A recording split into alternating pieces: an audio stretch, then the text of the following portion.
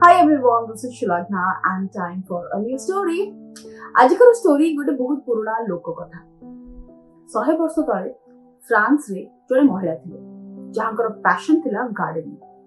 गोटे छोट पहाड़ ऊपर तांकर सुंदर घर थिला आ से घर पाखरे गोटे बहुत सुंदर बगीचा जोथिरे फूल फल पनीपरिया सब होथिला आ से गार्डन को देखिबा पई दूर दूर लोक माने आसुथिले। वेल 100 वर्ष तले एमती म्युनिसिपालिटी टैप रे पानी आसुनथिला तेणुक महिला जनक से गार्डन को सबुज सुंदर रखापी बहुत कष्ट कर खास कर पानी आने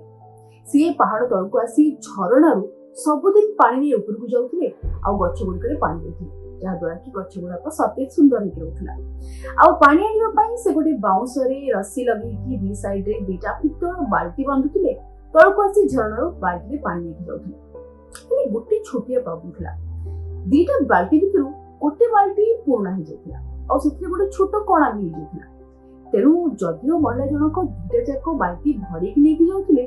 ऊपर पहुंचला बेलू गोटे बाल्टी फुल और पुराना बाल्टी अधा हो जाता कहीं बाटर टिके टिके टिके टिके पानी पड़ पड़े पानी सब सरी जाता पुराना बाल्टीटा बहुत दुखी था लगुला कि मालिकाणी आम दी बाल्टी को एत भल पाँच नुआ बाल्टी एत सर्विस दौर और मत देख पुराना कणा भी हो तेणु मालिकाणी एत कष्ट कर पानी आणुंट अधा पानी वेस्ट हो जाए तेणु आज ना काली मालिकाणी मत चेंज कर गोटे नुआ बाल्टी नहीं आस दिन पर दिन बीती चले और मालिकाणी से बाल्टी को चेंज कर दिने बाल्टी इनक्विजिटिव हे मालिकाणी को पचारा मालिकाणी आपण एत कष्ट कर तलू पानी आणुंट भल बाल्टीटा आपंकर केते काम आपको सब हैरान कर अधा पानी ढाई हो जाउछि आ ऊपर को आसिला को अधा बाल्टी पानी आपण लेके आछन आपण मते चेंज कर दिनांती काई कि मु तो किछि भी काम रे न काई काई हसले आ कहले आज जेते बेला पानी आले को जिबा फेरिला बेला को तम पटर रास्ता कर को टिके आने बाल्टी के किछि बुझी पाला जेते बेले पानी रे किसी माने आसिले बाल्टी निज कलर रास्ता को देखिला और देखिला सबुदिन अल्प अल्प अल्प अल्प पानी पड़ पड़ी रास्ता कड़े बहुत गुड़े फूल गई और से सुंदर सुंदर रंगर फूल भी फुटी बाल्टी बहुत खुशी है कि ता लाइफ से नुआ चिकचिक बाल्टी ठू किछि कम एक्साइटिंग नुह सी मालिकाणी को कम आस गोटे सुंदर बगीचा भी सृष्टि कर रास्ता साइड